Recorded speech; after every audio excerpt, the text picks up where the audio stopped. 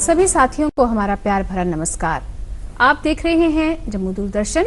मैं हूं अंजना बड़याल। साथियों, ये तो हम सब की कोशिश होती है कि हम सब हमेशा स्वस्थ रहें, और जब कभी बीमारी से हम ग्रस्त होते हैं तो हम डॉक्टर को कंसल्ट करते हैं और ठीक होने की कोशिश करते हैं।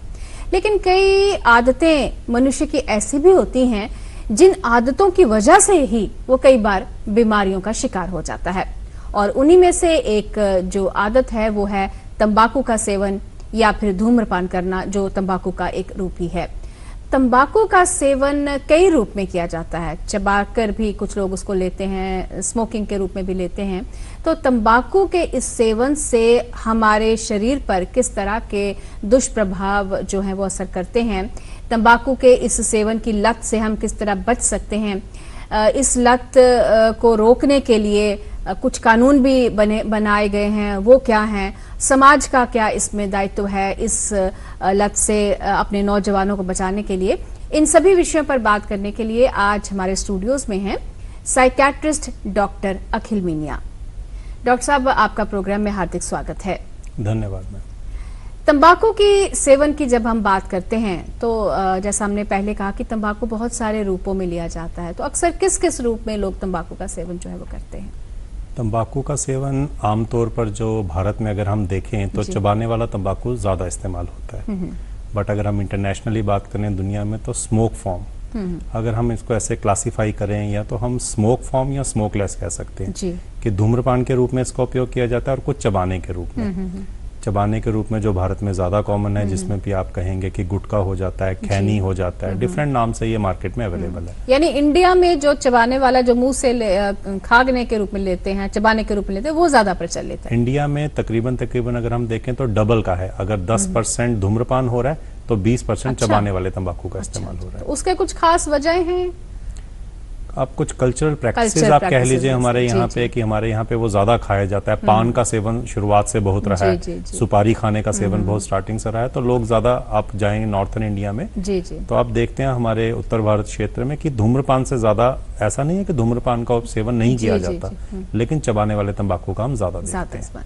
तो अगर हम इसके दुष्प्रभावों की बात करें तो चाहे वो चबा के लिया जाए या धूम्रपान के रूप में लिया जाए, दुष्प्रभाव तो एक जैसे ही रहते होंगे। तो किस किस तरह के नुकसान जो है हमारे शरीर को हो सकते हैं? अगर हम बात करें चबाने वाले तंबाकू की तो आप देखेंगे भारत में सबसे ज्यादा जो कैंसर होता है वो मुंह का कैंसर होता है। और अक्सर आप देखेंगे टीवी पे इसके लिए एक एडवर्टाइजमेंट भी चलाई जाती है कि तंबाकू खाने से मुंह का कैंसर हो गया, सबसे कॉमन कैंसर। रही बात दुष्प्रभाव की, तो डायरेक्टली या इनडायरेक्टली जो तंबाकू है, अगर हम सर से पांव पे आ जाएं, थोड़ा आसान रहेगा जनता के लिए समझने में। हाँ, देखना। तो अगर हम सर की बात करेंगे तो सर में, जिसको कि हम स्ट्रोक कहते हैं या सेरिब्रोवैस्कुलर एक्सीडेंट, नाड़ का फट जाना, खून का लीक हो जाना या नाड़ का फूल जाना, ये सिगरेट पीने वाले लोगों में बहुत कॉमन देखा जाता है। अच्छा। उसके बाद आप नीचे आ जाए आंखों में, तो आंखों की रोशनी पे फर्क पड़ता है, मोतिया होने का रिस्क बहुत ज्यादा रहता है। मुंह में, मुंह का कैंसर का सबसे कॉमन कॉज जो कारण इंडिया में है वो तंबाकू सेवन ही है। उसके नीचे आ जाएंगे तो आपके लंग्स हैं, आपके फेफड़े का कैंसर का सबसे बड़ा कारण तंबाकू है। आप दिल पे आ जाएंगे तो जिसको हम मेडिकल टर्मिनोलॉजी में कार्डियोवैस्कुलर एक्सीडेंट, हार्ट अटैक या दिल का दौरा कहते हैं, उसमें तंबाकू का बहुत बड़ा रोल रहता है। आपकी पाचन क्रिया में बहुत बड़ा इसका रोल रहता है, उसे खराब कर देता है। ये अक्सर जो सिगरेट का सेवन करते हैं उनको गैस्ट्राइटिस, पेट की बीमारी बहुत कॉमन रहती है, उनका पेट इतना सही नहीं रहता। उसके बाद आप और नीचे आ जाएं तो ये हमारे गुर्दों पे भी असर डालता है। पुरुषों पे बात करें तो ये उनकी जो पोटेंसी जिसको कहते हैं, एक सेक्सुअल क्षमता, उसको कम कर देता है। ये भी देखा गया कि जो लोग बहुत ज्यादा तंबाकू का सेवन करते हैं उनमें बच्चा पैदा करने की ताकत बहुत कम हो जाती है। औरतों में इनफर्टिलिटी देखी जाती है जो टबैको का सेवन करते हैं, या अगर पेट में बच्चा हो औरतों के और तब वो तंबाकू का सेवन करे तो बच्चा अपंग पैदा हो सकता है, उसका वजन कम हो सकता है, उसका दिमागी विकास वैसा नहीं हो सकता। टांग, उसके नीचे आ जाएं आप टांगों में, तो हमारी जो खून की धमनियां होती हैं, इसमें खून जमना, ब्लड क्लॉट होना, डीप वेन थ्रोम्बोसिस जिसे कहते हैं, वो बहुत कॉमन इनमें देखा गया है। ये वहां पर क्लॉट बनता है और वहां से निकल के जाके दिल में फंस के दिल का दौरा भी पहुंचा सकता है। यानी आपने ऊपर से लेकर शरीर के अंगों से शुरू किया और नीचे तक, तो इतने अंगों को ये प्रभावित कर रहा है। तो क्या कारण है कि लोग इसकी तरफ इतना आकर्षित होते हैं? शायद अवेयरनेस की कमी है या फिर कुछ ऐसा माहौल हमारा ऐसा है कि लोग इसकी तरफ अट्रैक्ट होते हैं, खासकर युवा पीढ़ी? देखिए, पहली बात तो हमें ये समझनी पड़ेगी कि तंबाकू का नशा एक लीगल नशा है। जी। नशा लीगल भी होता है और इलीगल भी होता है। ये एक लीगल नशा है, इसको एक्सेस थोड़ी इजी है। ऑल्दो हमारे यहाँ पे कुछ ऐसे कानून हैं जो इसके कुछ रोक लगाते हैं, कुछ वो हम बाद में आगे डिस्कस करेंगे। लेकिन ये है कि इसकी एक बार जो इंसान इस नशे में पड़ता है उसके लिए ये छोड़ना बहुत मुश्किल हो जाता है, क्योंकि इसको छोड़ने पे विड्रॉल इफेक्ट बहुत जल्दी आ जाते हैं। एक इंसान जब एक सिगरेट का या तंबाकू का सेवन करता है, अगर वो अचानक से छोड़ दे तो वो सही से कंसंट्रेट भी नहीं कर पाता है चीजों पे, कुछ एंग्जाइटी सी बेचैनी रहती है उसको, और जैसे ही इनका लेता है तो वो बिल्कुल नॉर्मल हो जाता है। तो इस वजह से जो एक बार इसको शुरुआत करता है यारों दोस्तों के साथ कभी करने में, उसके बाद वो इसे छोड़ने में बहुत विफल रहता है, नाकाम रहता है। कुछ कानूनों की आपने बात की कि है तो ये लीगल नशा है, लेकिन कुछ कानून ऐसे हैं जो प्रोहिबिट करते हैं कि इस एरिया में नहीं बेच सकते, इन लोगों को नहीं बेच सकते। तो उसके बारे में भी अगर आप थोड़ी जानकारी हमारे सुनने वालों को, देखने वालों को दे तो। अगर हम बात करें कानूनों की तो दो ऐसे कानून हैं। पहला तो कानून है कॉटपा करके आता है, दूसरा एक प्रोग्राम है नेशनल टोबैको कंट्रोल प्रोग्राम। इन दोनों के अंडर ही सभी कानूनों का वर्णन किया गया। अगर कुछ आम बातों क्या पूरा तो हम यहाँ डिस्कस नहीं कर सकते, पर कुछ आम बातें जो जनता समझ सके कि कोई भी अगर स्कूल है, एजुकेशनल इंस्टीट्यूट है, उसके 100 यार्ड में किसी भी तंबाकू पदार्थ की बिक्री नहीं कर सकते। लेकिन अक्सर आप देखेंगे कि स्कूल के बाहर दुकानों पे, ठेलों पे मिल रहा होता है। उसके बाद दूसरा एक बहुत कॉमन कानून ये है कि आप किसी को भी सिगरेट, एक सिंगल सिगरेट नहीं बेच सकते हैं। अच्छा। अगर आपको खरीदना है, आपको पूरा पैकेट खरीदना है। मगर शायद इसके बारे में अवेयरनेस इतनी नहीं है, क्योंकि अक्सर हमने देखा है जब भी दुकान पे हम जाते हैं सिगरेट लोग ले लेते तो लोग लेते हैं सिंगल सिगरेट। उसका सबसे बड़ा रीजन ये है कि इंसान जब सिगरेट खरीदे तो उसको पैकेट पे एक वार्निंग दिखे। हाँ, लिखा होता है उस पे। वो वार्निंग जो पैकेट के पिक्चर होती है, जो 80% से ज्यादा उस पैकेट को कवर करती है, कि लोगों में ये हम जागरूकता ला सकें कि भाई इसके सेवन से आपको कैंसर हो सकता है, आप ये ना लीजिए। Cigarette smoking is injurious to health. Single cigarette पे आपको वो वार्निंग नहीं मिलेगी, तो वो भी बैन है, लेकिन लोग वो भी खरीद रहे हैं। फिर धूम्रपान करना किसी पब्लिक प्लेस में कानूनी अपराध है, लेकिन हम अक्सर देखते हैं दुकानों पे लोग खड़े होकर साइड पे हर कोई धूम्रपान कर रहा होता है। पब्लिक प्लेस की आपने बात की तो इस पर भी अक्सर हमने बहस होती देखी है। अगर आप किसी पब्लिक ट्रांसपोर्ट में ट्रैवल कर रहे हैं तो अगर कोई मना करता है तो लोग कहते हैं कि मैं आपके घर में थोड़ी पी रहा हूँ। तो पब्लिक प्लेस पे बैन है और उस पर जुर्माना भी शायद है, तो किस जगह को हम पब्लिक प्लेस मान सकते हैं? पब्लिक प्लेस मैडम, अगर हम बात करें कि आपके घर को छोड़ के पूरी दुनिया ही पब्लिक प्लेस है। ठीक। इसके लिए आप देखेंगे जब आप एयरपोर्ट पे जाते हैं वहां पे स्पेशली एक स्मोकिंग रूम अलग से होता है, जोन। हाँ। अगर आप किसी बड़े थिएटर में, मल्टीप्लेक्स में जाएंगे, जम्मू में तो आई डोंट थिंक है, लेकिन वहां पे भी एक स्मोकिंग एरिया अलग होता है। कुछ क्लब्स में भी अलग से होता है। तो ये स्पेसिफिकली डेजिग्नेटेड एरियाज होते हैं, एक बनाए गए हैं उनके लिए, बट नॉर्मली वो नहीं कर सकते हैं। और जब भी आप में या लोगों के बीच में, आप अगर अपने घर से बाहर कहीं पे अगर आप स्मोक कर रहे हैं तो वो पब्लिक प्लेस है। हाँ, तो इसके लिए कुछ कानून है जो जुर्माना भी आपको हो सकता है। जुर्माना आप 200 रुपए तक हम जुर्माना भी कर सकते हैं पेशेंट को, ये जो इसके जो कर रहे हैं धूम्रपान, और भी कुछ सजा का प्रावधान है इसमें। बिल्कुल। तो जैसे हमने दुष्प्रभावों की बात की कि बहुत सारे जो हमारे शरीर के अंग उन्हें प्रभावित करते हैं, तो आम जो एक इसका जो प्रभाव है वो किस तरह का देखने आता है? अगर भारत की हम बात करें, जैसे आपने कहा शायद मैम, अगर भारत की हम बात करें तो जैसे हमने दुष्प्रभाव की बात की, तो मेरे हिसाब से शरीर का ऐसा कोई भी अंग नहीं है जो कि इससे अछूता है। तंबाकू आपके शरीर के हर अंग को प्रभावित करता है। भारत की अगर हम बात करें तो रफली जो सर्वे वगैरह हुए उसमें यह पाया गया कि 29 से 30% जो भारत की जनसंख्या है वो तंबाकू का सेवन करती है। उसमें औरतें तकरीबन 12 से 16% के बीच में है और मर्द 40 से 45 के बीच में है। तो मर्द ज्यादा सेवन कर रहे हैं औरतों से तंबाकू का, और उस वजह से बहुत ज्यादा दुष्प्रभाव उनकी सेहत पे हो रहा है। अक्सर ये बात हम लोगों को भी कहते हुए देखते हैं कि जी इनसे तो बड़ा रेवेन्यू जनरेट होता है, लेकिन अगर हम कॉस्ट ऑफ एक्सपेंडिचर जो हेल्थ पे आ जाती है ना, जो कॉम्प्लिकेशन इस तंबाकू के सेवन करने से होती है, उस पर जितना खर्चा होता है, ये जो उससे जो रेवेन्यू जनरेट होना है वो तो उसके 1/100 हिस्सा भी नहीं है। यानी जब हम तंबाकू का सेवन कोई भी करता है तो उससे जो उसको हेल्थ इश्यूज आ जाते हैं, उसका स्वास्थ्य खराब होता है, किसी हिस्से में ज्यादा प्रॉब्लम हो जाती है, फिर वो जो उसका पैसा उस पर लगता है तो वो रेवेन्यू जनरेशन से बहुत ही ज्यादा ये है। अक्सर हम ना जो लोग देखिए क्या होता है कि जो नशा करता है इंसान वो नशा करने की एक्सप्लेनेशन अपनी देगा कोई ना कोई उसका रीजंस बताएगा। तो वो ये कहता है, बड़े लोग तो हमने ये भी कहना सुना, भाई हम तो इकोनॉमी का पार्ट कर रहे हैं, हम ये कर रहे हैं, लीगल है, लेकिन उनको ये नहीं पता कि अगर कल को कोई परेशानी हो जाती है तो जितना खर्चा उस पे होगा उसके मुकाबले तो ये कुछ भी नहीं है। जैसे महिलाओं की आपने बात की कि महिलाएं भी इसका सेवन कर रही हैं, तो क्या उनके स्वास्थ्य पे ज्यादा असर होता है, या खासकर जो गर्भवती महिलाएं हैं उससे बच्चे के ऊपर भी प्रभाव पड़ता है? गर्भवती महिलाएं अगर आपके तंबाकू का या सिगरेट का सेवन करती हैं तो देखा गया है कि बच्चा जो है वो लो वेट के साथ पैदा होता है। अच्छा। बच्चे के मानसिक स्वास्थ्य या वो अपंग हो सकता है, मेंटली रिटार्डेड भी हो सकता है, और कभी कभार पेट में बच्चे की मृत्यु या अबॉर्शन, जल्दी प्री टर्म लेबर वगैरह ये सब कॉम्प्लिकेशन आ सकती हैं। तो महिलाओं को तो खासकर उस स्थिति में हो, गर्भ धारण की स्थिति में, तो इसका सेवन बिल्कुल भी जो है वो नहीं करना हम तो ये कहेंगे इसका सेवन करना ही नहीं चाहिए। हाँ। लेकिन कुछ महिलाएं इसका सेवन नहीं करती है, लेकिन वो एक सेकंड हैंड स्मोक का भी शिकार हो जाती है। ये भी एक बहुत इंपॉर्टेंट पॉइंट आपने शुरू किया कि सेकंड हैंड जो स्मोकर्स होते हैं उनके ऊपर भी बहुत बुरा उनकी हेल्थ के ऊपर प्रभाव पड़ता है, तो इसके बारे में भी जरूर हम चाहेंगे आपको जानकारी। देखिए मैम, जैसे हमने बात की थी पब्लिक प्लेस की जी, तो पब्लिक प्लेस आपके घर के बाहर होगी पब्लिक प्लेस, लेकिन घर के अगर अंदर आप धूम्रपान कर रहे हैं तो आपको रोकने के लिए कोई नहीं है जी। वहाँ पे आपके बच्चे भी हैं, आपकी पत्नी है, आपके बुजुर्ग माँ बाप हैं, तो वो कहीं ना कहीं उस धुएं से प्रभावित हो रहे हैं, तो वो सेकंड हैंड स्मोक का शिकार हो रहे हैं। और स्टडीज में ये देखा गया है कि जो लोग सिगरेट का सेवन नहीं करते, सेकंड हैंड स्मोक से उन्हें ज्यादा रिस्क रहता है आगे प्रॉब्लम या कॉम्प्लिकेशंस होने का। अच्छा, यानी उनके स्वास्थ्य पर भी बहुत बुरा असर जो है ज्यादा असर होता है बनिस्बत उसके कि जो डायरेक्टली उसको ले रहा है। तो ये तो बहुत एक सोचने वाली बात है कि अगर एक इंसान ले रहा है, उसको तो उसकी लत पड़ी है, तो लेकिन जो उसके आगे परिवार के लोग हैं वो तो अनजाने में ही उसका जो है उसकी बुराइयां उनके अंदर जो है उसका दुष्प्रभाव उनके अंदर जा रहे हैं। जैसे हमने पहले बात की कि क्या रीजंस रहते हैं लोग इस तरफ जाते हैं, उनमें क्या आपको लगता है कि जो हमारी मूवीज हैं या जो टेलीविजन पे सीरियल्स वगैरह हैं, तो उनमें मूवीज में अक्सर हीरो को स्मोक करते हुए दिखाया जाता है, तो क्या उसका भी कुछ अफेक्ट हमारी युवा जनरेशन में पड़ता है? अगर मैम हम किसी भी नशे की बात करते हैं ना, तो कुछ वेरियस फैक्टर्स होते हैं जिसकी वजह से वो नशा करते हैं। कुछ सोसाइटी और कल्चर में बड़ा एक्सेप्टेड है इस नशा। जी।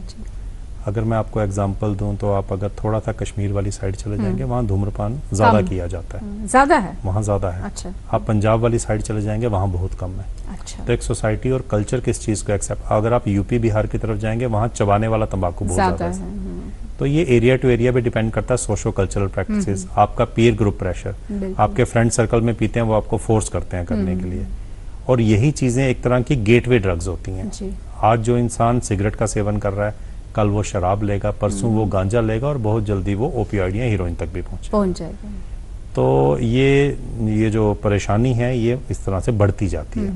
तो किसी भी चीज का सेवन है वो इस तरह से निर्धारित होता है पूरी तरह कि आप पहले एक छोटे नशे से शुरू करते हैं, क्योंकि आपकी हिम्मत उससे बढ़ती है, फिर बड़ा नशा होता है, फिर बड़ा नशा होता है, फिर वो अल्टीमेटली दूसरे नशे पे पहुंच जाते हैं। जो आपने मूवीज की हमने बात की जी। अब कानून के तौर पे जो मैंने आपसे बात की थी कॉटपा की और एनटीसीपी, उसके अकॉर्डिंग एडवर्टाइजमेंट तंबाकू की बैन है इंडिया। बिल्कुल। आप डायरेक्टली इसको एडवर्टाइज नहीं कर सकते। तो मूवीज में इस तरह जानबूझ के दिखाया जाता है कि जो एक हीरो है या जो एक बड़ा यूथ का आइकॉन है वो सिगरेट को स्मोक कर रहा है। वो अलग चीज है कि नीचे लिख दिया जाता है, छोटा सा कैप्शन आता है कि धूम्रपान सेहत के लिए हानिकारक है, और उनके सिगरेट और धुएं वाले हिस्से को ब्लर कर दिया जाता है। लेकिन सबको पता है कि वहां पे क्या हो रहा है, और यूथ जिसे अपना आइकॉन मानते हैं उन्हें ये लगता है कि बड़ा एक अच्छा दिखने के लिए, करने की कोशिश एक पर्सनैलिटी अच्छी होने के लिए, अपने हीरो को फॉलो करने के लिए वो भी इसमें पढ़ सकता है। तो एक बहुत बड़ा रीजन है ये कि यूथ आजकल इसमें ज्यादा मूवीज में जो इस तरह से दिखाया जाता है। अब हम बात कर रहे थे कि जैसे कुछ लोग बोलते हैं कि अब इतने 10 साल से पी रहे हैं, 12 साल से 15 साल से पी रहे हैं, अब क्या फायदा छोड़ने? हमारे पास ये आपका सवाल ना बहुत एक वैलिड क्वेश्चन है, जो हमारे पास बहुत लोग आते हैं और वो अक्सर ये कहते हैं कि सर हम तो 50 साल से पी रहे हैं जी, अब छोड़ के हमें क्या फायदा होगा? तो मैं ये आपके माध्यम से ये मैसेज देना चाहूंगा कि अगर आप धूम्रपान या तंबाकू का सेवन छोड़ते हैं जिंदगी के किसी भी स्टेज पे, आपको फायदा जरूर होगा। कुछ आपको रफ से बेसिक से फैक्ट्स बताता हूँ। अगर आप तंबाकू का सेवन छोड़ते हैं तो 20 मिनट के अंदर जो आपकी हृदय की गति है और जो आपका रक्तचाप है, जिसे कि हम हार्ट रेट और ब्लड प्रेशर कहते हैं, वो नॉर्मल लेवल में आ जाते हैं। अच्छा। 12 घंटे के अंदर अंदर ये सिगरेट पीने से जो कार्बन मोनोऑक्साइड का लेवल आपके ब्लड में रेज हो गया होता है बिल्कुल नॉर्मल हो जाता है। अच्छा। हम बात करें कोई 2-3 हफ्ते से 4-5 महीने के अंदर अगर आप छोड़े रखते हैं जी। तो आपको जो खांसी रहती थी बहुत ज्यादा, जो आपकी छाती ठीक नहीं रहती थी, उसमें काफी ज्यादा फायदा होता है। 9 महीने आते आते आपको छाती की इन्फेक्शन होना, निमोनिया वगैरह होना, इसमें बड़ा आराम आ जाता है। अच्छा। अगर आप 1 साल तक छोड़े रखें तो तंबाकू की वजह से जो दिल का रोग हो सकता था, हार्ट अटैक, उसका रिस्क तकरीबन आधा हो जाता है। अगर आप 5 साल तक तंबाकू का सेवन रोक के रखते हैं तो जो कैंसर होना है मुंह का, फेफड़ों का, उसमें आधे % तक कमी आ जाती है। और जो सर्विक्स का कैंसर है वो तो बिल्कुल नॉर्मल इंसान के बराबर उसका लेवल आ जाता है। और जो दिमाग की धमनी फटने वाला जो मैं कह रहा था सेरेब्रल, उसका भी लेवल बिल्कुल नॉर्मल इंसान जैसा होता है। यानी ऐसा नहीं है कि आप बड़ी देर से पी रहे हैं तो आप छोड़ के क्या फायदा, आप किसी भी स्टेज पे छोड़ें। आप ये देखिए कि अगर एक इंसान 10 साल तक छोड़ देता है तो उसके हृदय रोग होने की जो वो होती है संभावना एक नॉर्मल व्यक्ति जितनी हो जाती है। तो आप जिंदगी के किसी भी मोड़ पे किसी भी शनि से छोड़ सकते हैं, आपको उससे फायदा ही होगा। जिंदगी के किसी भी मोड़ पर आप इसको छोड़े, बहुत बड़ी बात आप कह रहे हैं, तो आपके लिए वो फायदा ही होगा। उसके लिए एक डिटर्मिनेशन चाहिए, कहते हैं बहुत मुश्किल है छोड़ना, तो किस तरह से आप बताना चाहेंगे हमारे दर्शकों को कि क्या वो करें और उसमें क्या चीजें उनके लिए हेल्पफुल हो सकती हैं इस छोड़ने के प्रोसेस में? कोई भी नशा जो है ना मैम, उसे छोड़ना अपने आप से मरीज के लिए बहुत मुश्किल हो जाता है, क्योंकि मैंने पहले भी कहा कुछ सेट ऑफ सिम्टम जिसे हम विड्रॉल सिम्टम कहते हैं, उसकी वजह से पेशेंट इन्हें छोड़ नहीं पाता, उन्हें बहुत तकलीफ होती है। इसलिए गवर्नमेंट ऑफ इंडिया ने टबैको सिसेशन सेंटर्स मोस्टली हर डिस्ट्रिक्ट हॉस्पिटल में ही अवेलेबल। अच्छा। मैं अभी गांधीनगर में पोस्टेड हूँ, वहां भी हमारे पास टबैको TCC करके इसको कहते हैं जी। वहां पे सबसे पहले हम पेशेंट जो है, हमें देखो सबसे बड़ा जो एक अजीब बात यह है कि हमें पेशेंट खुद आइडेंटिफाई करना पड़ता है। हमें डिफरेंट डिपार्टमेंट्स में जाकर रिक्वेस्ट करना पड़ता है, अगर कोई सिगरेट पीता है या तंबाकू का सेवन करता है प्लीज उसे हमारे पास भेजें। यानी लोग खुद अभी नहीं आते हैं। और बड़ी बार ऐसा भी होता है कि हम उन्हें लाते हैं, उनको कहते हैं पर्ची बना के लाइए, वो रास्ते से भाग जाते हैं, क्योंकि उनके हिसाब से ये नशा है ही नहीं। वो कहते हैं डॉक्टर साहब हम तो 20 साल से पी रहे हैं, एक पुड़िया लेते हैं, अभी तक कुछ नहीं हुआ, तो आगे क्या होगा।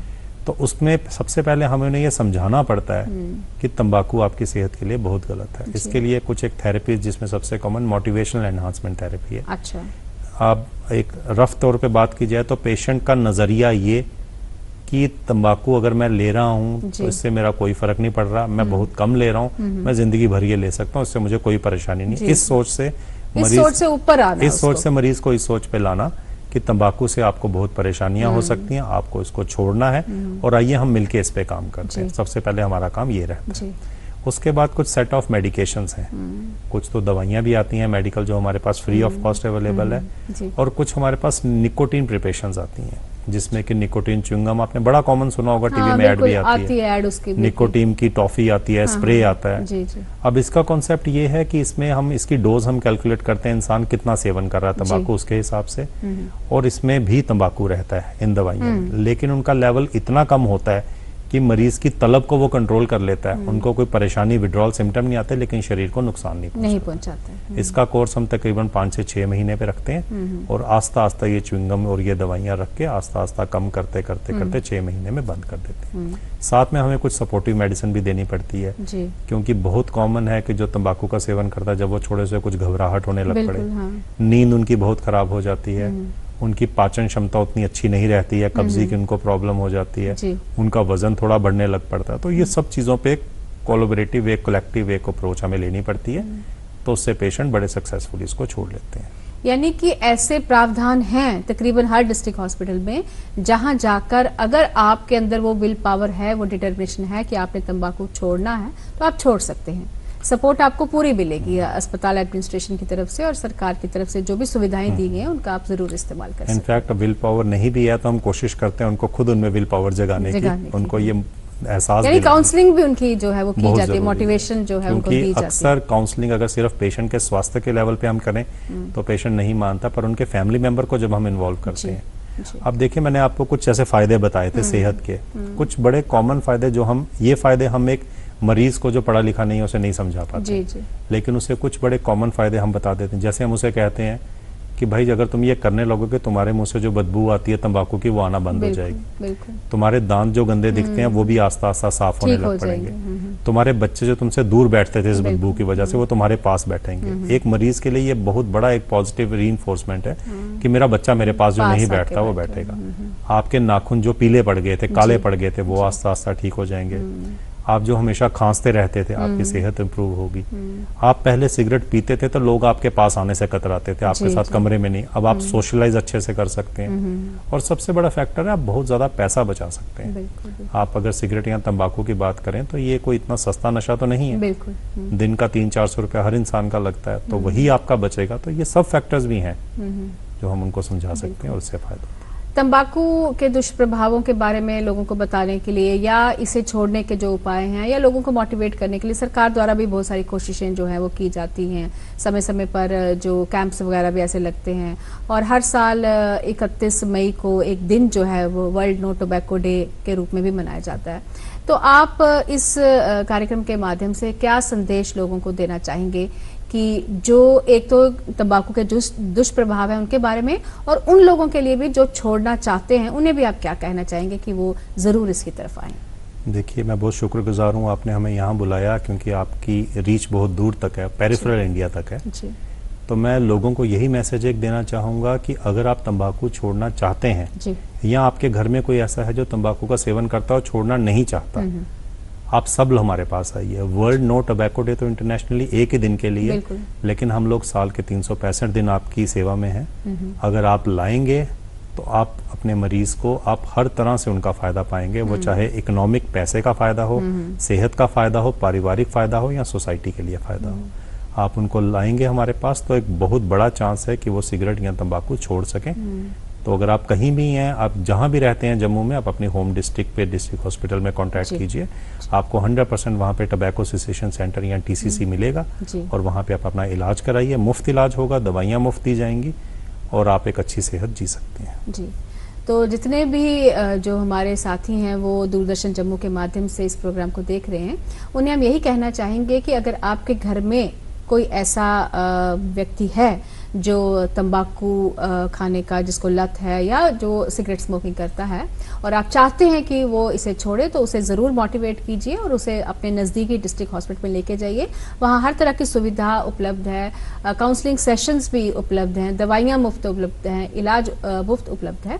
तो इन सुविधाओं का आप ज़रूर फ़ायदा उठाइए और तंबाकू के जो दुष्प्रभाव है उनसे बचिए। आज इस प्रोग्राम में हमारे जो सभी दर्शक हैं उन्हें आपने इतनी अच्छी जानकारी दी। डॉक्टर अखिल मीनिया जो एक जाने माने साइकेट्रिस्ट हैं, आज इस प्रोग्राम में हमारे साथ थे। डॉक्टर साहब, आपका बहुत बहुत धन्यवाद। धन्यवाद।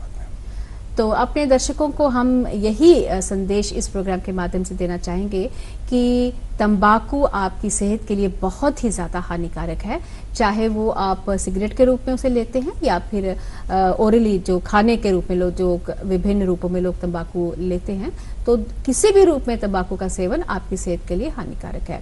और ऐसा नहीं है कि आप इसे नहीं छोड़ सकते, इसे आप छोड़ सकते हैं, केवल आपके अंदर वो इच्छा होनी चाहिए। हर तरह की सुविधाएं सरकार की तरफ से और हॉस्पिटल एडमिनिस्ट्रेशन की तरफ से आपको दी जा रही हैं। बस पहला कदम आप उठाइए और आगे की आपकी जो जिंदगी है वो एक स्वस्थ जिंदगी होगी। आपके घर का माहौल बदलेगा, खुशनुमा माहौल होगा और पैसे की भी बहुत ज्यादा बचत आप कर पाएंगे। आज के प्रोग्राम में इतना ही। अंजना पड़याल को दीजिए अनुमति। आप देखते रहिए जम्मू दूरदर्शन। नमस्कार।